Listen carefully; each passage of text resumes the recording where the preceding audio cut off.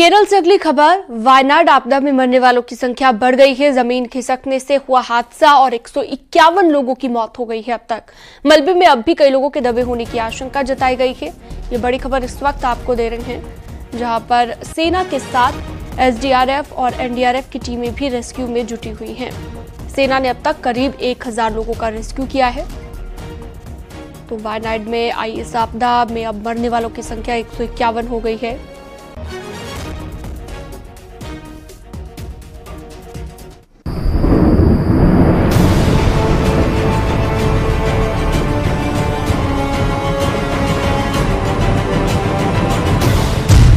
कुदरत के कोप से कांप उठा केरल। पहाड़ से आई तबाही वाली लहर, लैंडस्लाइड से थर्राया वायनाड शहर। ये प्रकृति के प्रहार की वो तस्वीरें हैं जिन तस्वीरों ने देखते ही देखते वायनाड के मेप्पाडी का नक्शा तबाह कर दिया। अभी लोग ठीक से सोकर उठे भी नहीं थे कि भारी बारिश के बाद पहाड़ से उतरी हाहाकारी लहरों ने बर्बादी का सायरन बजाना शुरू कर दिया। आसमानी आफत की वजह से हुए जबरदस्त लैंडस्लाइड ने कुछ ही घंटों के भीतर सब कुछ तहस नहस कर दिया। पहाड़ से उतरी हाहाकारी लहरों के सामने जो पड़ा, ये लहरें उसे बहाकर अपने साथ ले गई।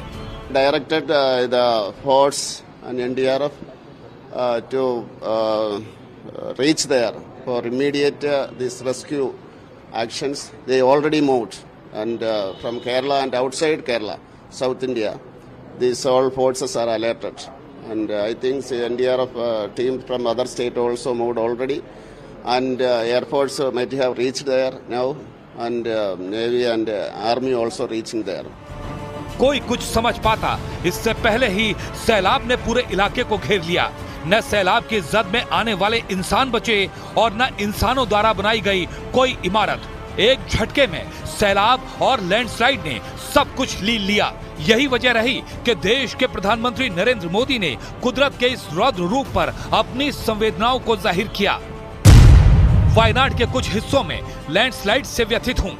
मेरी संवेदनाएं उन सभी लोगों के साथ हैं जिन्होंने अपने प्रियजनों को खोया है और जो घायल हुए हैं। उनके लिए प्रार्थना करता हूं। सभी प्रभावितों की सहायता के लिए रेस्क्यू ऑपरेशन जारी है। केरल के मुख्यमंत्री से बात की और केंद्र की ओर से हर संभव मदद का भरोसा दिया। पहाड़ से उतरी ये खतरनाक लहरें अपने साथ कई गाड़ियों को भी तिनके की तरह बहा कर ले गईं।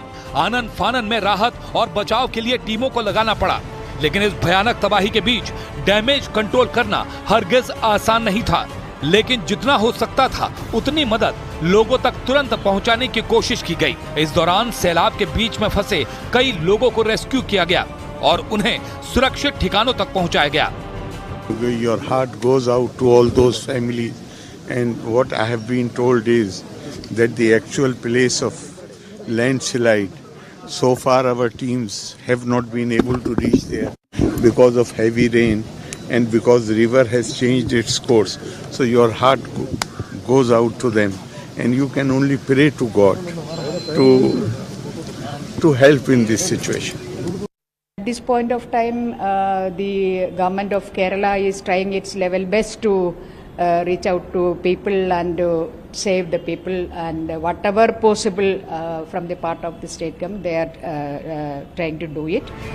लेकिन सवाल ये कि क्या ये तबाही यहीं रुकेगी?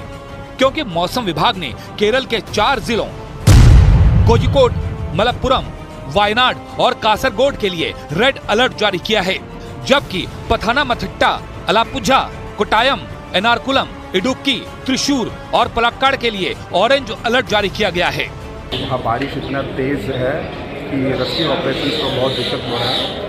मोर सेंट्रल फोर्सेस और स्टेट फोर्सेस के सहयोग से हम कोशिश कर रहे हैं कि ज़्यादा लोगों को बचाए इस लैंडस्लाइड से, और ज़्यादा फाइनेंशियल असिस्टेंस ये दोनों सरकार के द्वारा उन परिवारों को मिल सके। वायनाड में आए सैलाब के बाद रेल यातायात पर जबरदस्त असर पड़ा है, जिस वजह से ट्रेनों को भी रद्द किया गया है। फिलहाल राहत और बचाव की टीमें रेस्क्यू में जुटी हैं और नुकसान का आकलन कर रही हैं। क्योंकि जो तस्वीरें इस वक्त दिखाई दे रही हैं वो यही साबित कर रही हैं कि अभी इस कुदरती आपदा से निपटने में अच्छा खासा वक्त लग सकता है।